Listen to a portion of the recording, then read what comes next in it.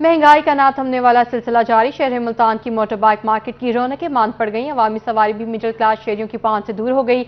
मजीद जानेंगे वसीम शहजाद से। जी वसीम, बताइएगा।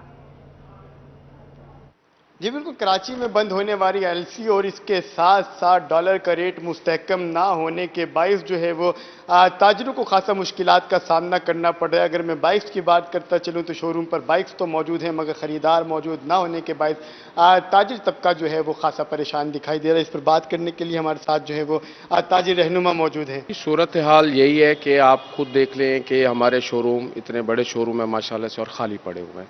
मार्केट में कस्टमर नहीं है। उसकी रीज़न सिर्फ यही है कि महंगाई, और महंगाई दिन ब दिन बढ़ रही है। उसकी वजह से कस्टमर नहीं है, हमारे माल सेल नहीं हो रहा, और हमारी सेल पे बेइंतहा असर पड़ा हुआ है। तो इसकी सिर्फ वजह यही है कि डॉलर एक जगह स्टेबल नहीं हो रहा, और दिन ब दिन महंगाई हो रही है, और बाइक्स की कीमत आसमान को छू रही है और मज़ीद बढ़ती जा रही है। जब तक ये प्राइस कम नहीं होंगी, लोगों के उनके म्यार पे नहीं आएंगी, अफोर्ड नहीं कर सकेंगे लोग, तो ये पॉसिबल नहीं है।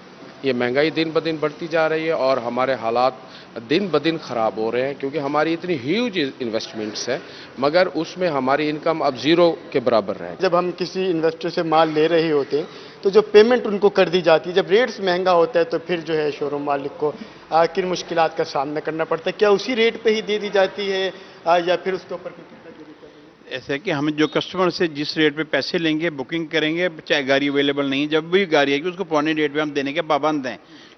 लेकिन हमें सबसे बड़ा मसला आ रहा है कि बाजार में खाने पीने की अजरात इतनी महंगी हो रही हैं। ये भी आम लोअर्स क्लास की तबके की बाइक है, क्योंकि मोटरसाइकिल के बगैर तो आम आदमी का भी गुजारा नहीं है, एक सफेदपोश आदमी का भी गुजारा नहीं है। लेकिन वो इस टाइम अपने किचन राशन से ही नहीं बाहर निकल रहा, और वो इतना परेशान है।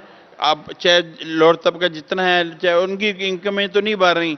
मुल्क की महंगाई जो है ना, वो अब आज जो एक ऑयल लेने जाता है किचन के लिए, तो जनाब किस रेट पे कल जाता है, किस रेट पे आज, वो इतना अनबैलेंस हुआ है कि वो मोटरसाइकिलें कैसे खरीदेगा। वो इतनी ये उसके लिए तो अब ये भी लग्जरी आइटम हो गई हैं, क्योंकि हालांकि उसके घर से आने जाना, जॉब पे जाना है, नौकरी में जाना है, या बच्चों के साथ कहीं हॉस्पिटल, कहीं एक ये मोटरसाइकिल एक आसरा थी कि कहीं ट्रांसपोर्टेशन का काम देती थी, क्योंकि बाकी ट्रांसपोर्ट का निज़ाम तो हमारे यहाँ है ही नहीं। तो अब वो निज़ाम भी अब इतना मुश्किल हो गया आम आदमी के लिए, और इसकी मेंटेनेंस भी महंगी हो गई, हर चीज़ महंगी हो गई, क्योंकि उसकी वजह के पार्ट्स के रेट भी बढ़ गए, ऑयल के रेट भी बढ़ गए। हर वो चीज़ जिसको भी हाथ लगाएं, कोई चीज़ अपनी जगह, चाहे हमारी फसलें भी ले लेना, चाहे वो यहीं पे काश्त होती हैं, उनके भी रेट इतने आसमान को चले गए हैं कि अब तो हर बंदा बस वक्त कहता है पता नहीं कोई कंट्रोल करने वाला है भी कि नहीं है। ताजिरों को भी करना पड़ रहा है, और इसके साथ साथ जो आम शहरी हैं। वसीम शहजाद, अपडेट के लिए आपका शुक्रिया।